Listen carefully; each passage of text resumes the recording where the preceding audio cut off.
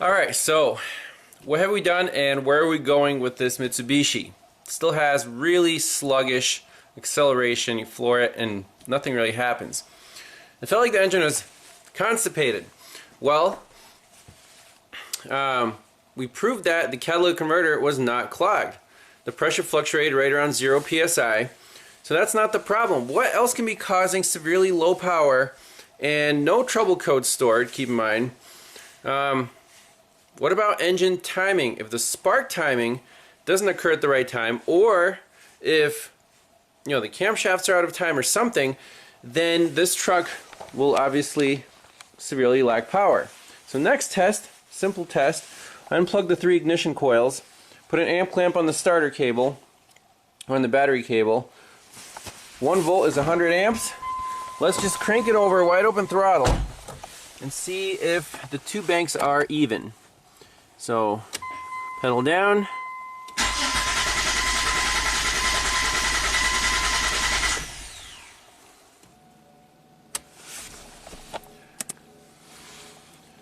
To me, that sounds normal.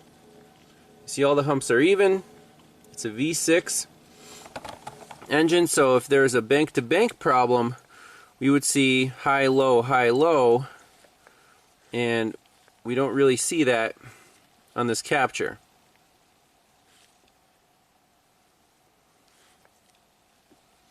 Okay, we can even throw in a filter.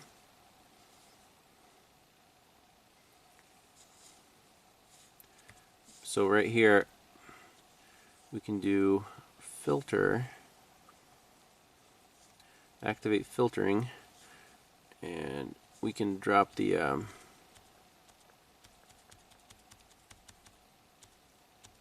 you can see it a little better now.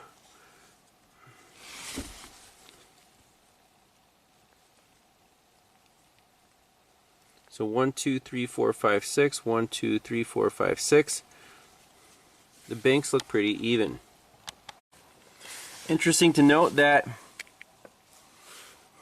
still we didn't complete any of the monitors here, not even the O2 sensor or the O2 sensor heater. Kind of strange. Okay, so now we're in the Mitsubishi OEM scanner. So let's look at a few things here. Spark advance, that's key. I want to look at that. Short-term 1, long-term 1, and the O2 sensors. Not a very big data list. So let's plug everything in and start it up, see what the Spark Advance data PID does. Okay, here we go. I'm gonna basically floor it, and we'll see what the Spark Advance does.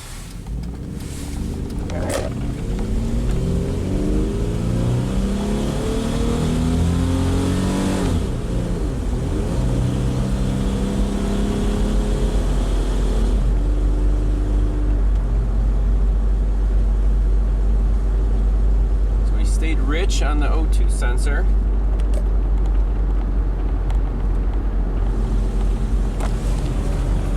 I don't know, maybe this thing just is really sluggish.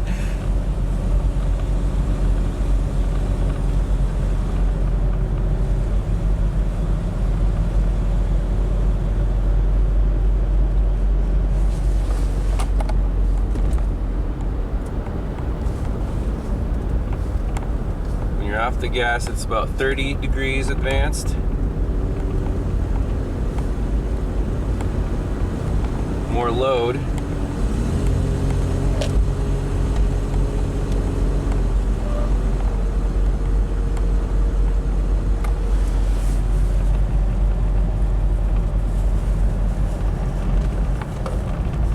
Let's restart here.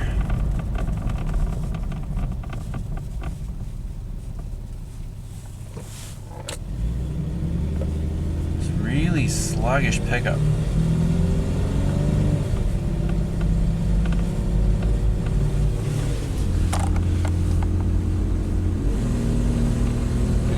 3/4 of the way down on the throttle. And we're barely accelerating. I don't think that's normal. So from a stop, if I floor it, this is all that happens. What the heck is going on here?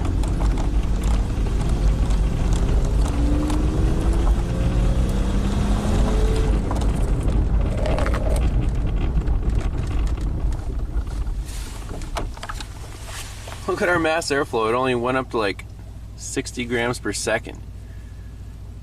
Something's really wrong.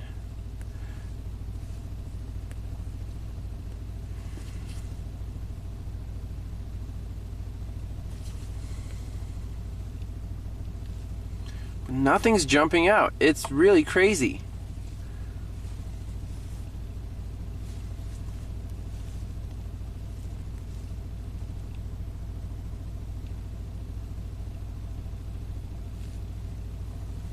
Nuts.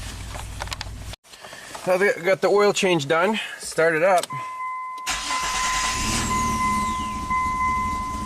Man, it's really not happy. 500 RPM.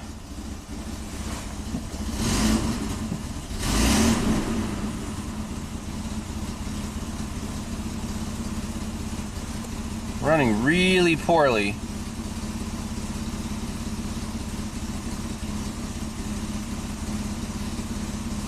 Could it be an EGR problem? I don't know. Let's try again here.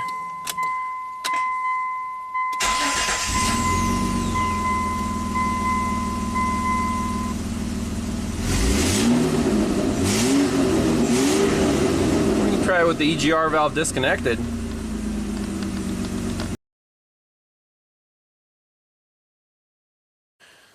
Alright, so I took the Mitsubishi for like a 20-mile test drive to town and back. We do have some monitors that are now complete. O2 sensor is good. O2 sensor heater is good. EGR is fine. Catalyst and evap are not yet complete. So, no pending codes, no other issues at the moment. Oh, no. So I still think this thing should have more power off the line. I mean, from a traffic light, you gotta floor it, and once it gets to like 3,000, it'll go. I talked to the owner, and he's gonna stop by, take it for a test drive, and tell me if it runs better now. I mean, obviously, it's not gonna overfuel and suck gas as bad as it did, but I still think there's an issue here with the engine power. So next check that we can do is spark timing. And we could do that by, this is the only well that's accessible, the cylinder right here. So put a pressure transducer in and sync it with the ignition coil and see if that spark occurs near top dead center or how advanced it is. Because it really feels like either a constipation problem or a severe timing problem. And in terms of not the camshafts, but cam crank sensor or something in the logic of the computer retarding the spark timing. Well, I got a spark plug out. It looks nasty. Looks like those tube seals are leaking quite a bit. And yeah, it's pretty worn. PFR, so it's a platinum plug, but that gap is, I'd say, excessive. Got our pressure transducer in the front cylinder on the right bank. This thing is cylinder 1. And then spark plug lead. The spark plug is grounded against the bracket here, so we're just going to pick up with a capacitive probe on channel 2. Let's see how this timing is. So let's start it up. That's idle. Let's do a snap throttle. Very sluggish to rev up. And then on the next screen, I want to put it in gear and then just floor it.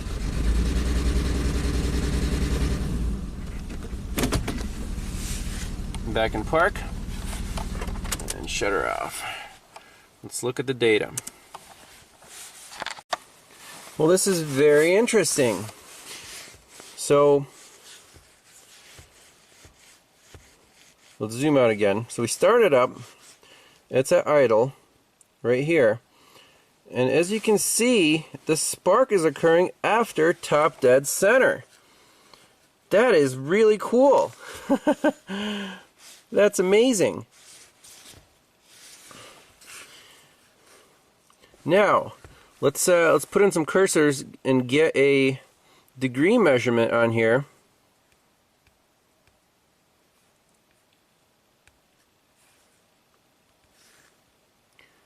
So we'll put 0 over here. There might have to be a part 2 to this.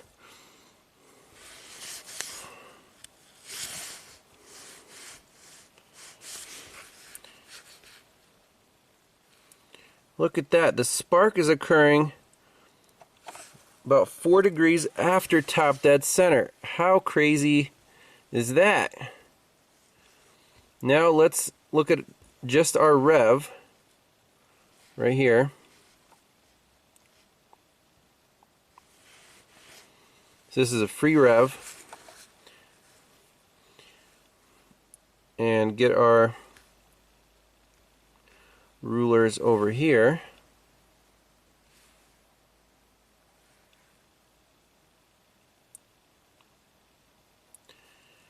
Now, make sure the 0 is on the first hump.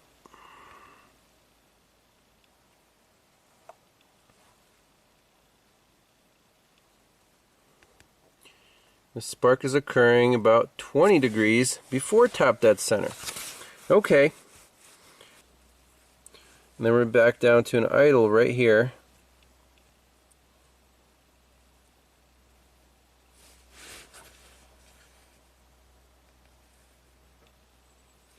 But the spark is occurring after top dead center, like a lot. That's never supposed to happen. I mean, ever. About 6 degrees after top dead center. Okay, that's definitely a problem. So what could be causing this?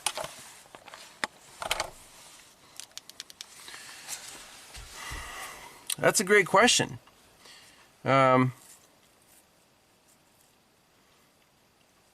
Well, cam and crank are the only inputs to this engine computer. There's no knock sensor. I already looked at that. There's no other input that could retard the timing that much. And if we looked at the Spark Advanced Data PID, it was always like 20 degrees advanced, 30 degrees advanced. It was never 10 degrees retarded. So this spark timing is off by at least 20 degrees. It's retarded, and that's why we have severe lack of power. So we could do a cam crank correlation, and then we need to inspect this timing. I don't know if the cam is picked up on the right or the left bank. I suspect there's something wrong here. I don't know if a reluctor wheel can shift, but mechanically, at least on this side, this pattern is normal. We can compare to a cylinder on the other side, but they're not accessible. The spark plug holes are not accessible. They're under the intake. But we saw that the compression was even across the board. So I added 2 more channels, the crankshaft position sensor and the camshaft position sensor, conveniently located up top here. Let's just start it. I want to get a cam crank correlation.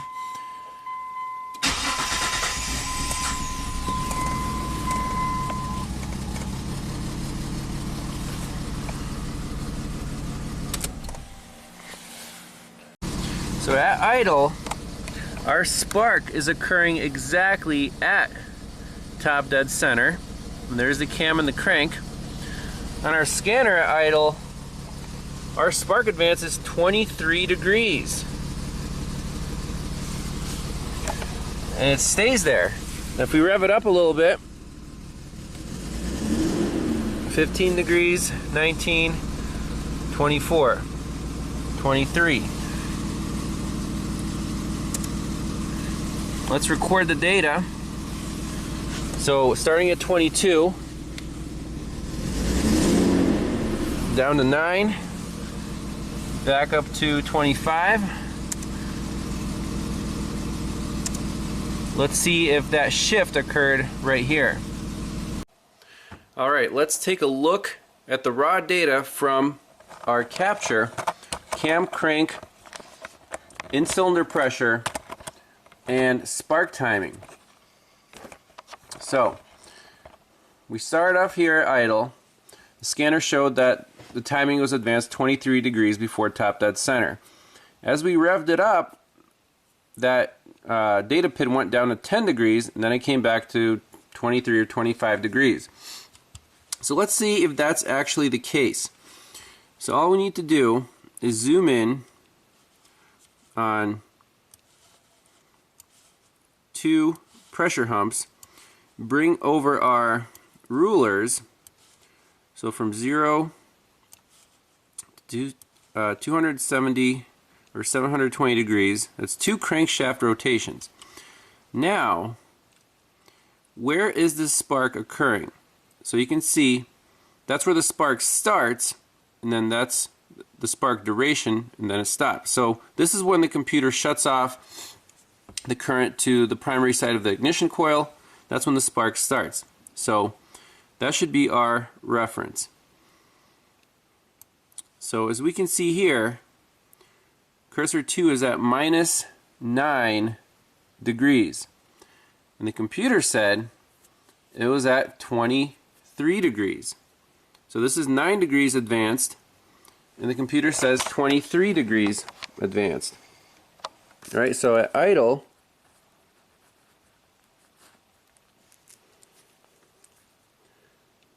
the discrepancy between the computer command and the actual is 14 degrees. This is retarded. So actual is retarded compared to the command. Let's zoom in on the portion where we actually revved up the engine and the computer said the advance was 10 degrees. It's very interesting. In this section, right as you're basically loading the engine and it's starting to accelerate, that spark is occurring after top dead center. That should never happen even under full load. So let's pick 2 humps, set our rulers up again. So 0, 720. Come in here and take our cursor. That's 4.5 degrees after top dead center, and the computer is commanding 10 degrees before top dead center. Hey, so this is rev. We have 10 degrees command minus negative, let's round it up to 5 degrees, equals 15 degrees still retarded. So it looks like this ignition timing is always 15 degrees too late compared to what it should be. Okay, and considering the system on this engine, we just have a cam and crank sensor. There's no distributor to, set the timing with. There's nothing like that. It's not adjustable. It's just based on the cam and the crank sprockets. So the only way this timing could be off is if the timing belt was not in sync. It's not in time. Is it off a tooth? Well, let's dig a little deeper. I like to go online and see how many teeth do these cam and crank sprockets have. So if you count all the teeth here, it's actually 48 teeth, even though Rock Auto says it's 50. I counted the teeth, it's 48 teeth. That means the cam sprocket is 48 teeth. The crank sprocket is that divided by 2, 24 teeth. So, how many degrees crank per tooth? 360 divided by 24, 15 degrees per tooth. Bingo! We're 15 degrees retarded. So this, right now we can say 100% certainty is that the crank and the driver's side cam, that's where the sensor is. So this is CMP. And the other cam is not monitored. This is CKP. So right now I'm saying the driver's side cam, so this would be left and right if you're looking, if you're in the driver's seat. This cam right here is one tooth too late, and that's affecting the ignition timing, making it 15 degrees too late. It's retarded. And that's it. That's all the evidence we need to tell the customer this timing cover needs to come off. No doubt about it. So I'm going to give them a call and see what they want to do from here. I'll also put in the estimate the other things we found. The spark plug, tube seals are leaking. There's a big leak at one of the cam seals. That would be a great time to fix it if we're going after the timing belt and resetting it. So I'm going to give them a call and we'll be right back. Well, I had a half-hour conference call with the customer, and with this car, it's like the fork in the road. Do you just want to make it run okay and pass safety inspection, or if we're going in there, do you want to fix all these other problems to save yourself on labor in the future? How long do you want to keep this thing? Well, he said his wife loves this truck. It's an Arizona truck, minimal rust, and honestly, my opinion, they don't make them like they used to. This thing is, well, almost as bulletproof as a Toyota 4Runner, if maintained. So he wants to go all in, do the timing belt. That was done 10 years ago. We'll put a new belt on it, redo the cam seals, make sure the timing's right, and then also do spark plugs, valve cover gaskets, and he said it's burning about a quart of oil every 1,000 miles, and on these Mitsubishi engines, the valve stem seals tend to dry rot, crack, and let oil through. So once we have the valve covers off, it's not that much further to go to remove the valve springs and pop new valve guide seals on there. So that's what he wants to do. That's what we're going to do. Really cool case study. So diagnosis is complete, and maybe in part 3 we'll show some of the repairs. But thanks a lot for watching, and hope you learned something new. See you next time. Bye-bye.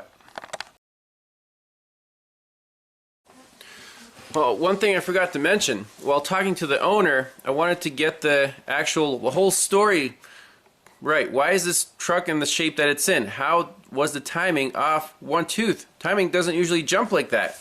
Timing belt's quiet, it's tension. It didn't do that on its own. Well, he said that he took it to the Mitsubishi dealer for the first, initial power complaint, which was the dead oxygen sensor.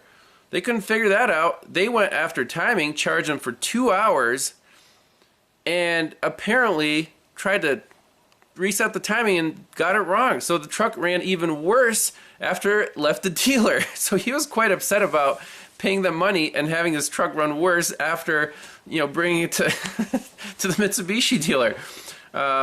So I kind of feel bad for him. I told him, try to get your money back. I mean, they should pay for this and the diagnosis of the real problem that they caused. Second point is this diag on the ignition timing would not be possible without an oscilloscope and a pressure transducer or a known good cam crank waveform. But the ignition timing and seeing the cylinder pressure, the TDC, absolutely crucial in making this call. Without that, you're guessing, you're doing 3 hours of work just on a whim. That's not the way, that's not the most efficient way to go about this. The test with the oscilloscope, if you have the right tools, it takes about 10-15 minutes. Just pop a spark plug out, put your transducer in, hook onto a lead, boom, run it for a few seconds, you got your answer. So thanks all for watching. Stay tuned for the repairs. We'll see you next time. Bye bye.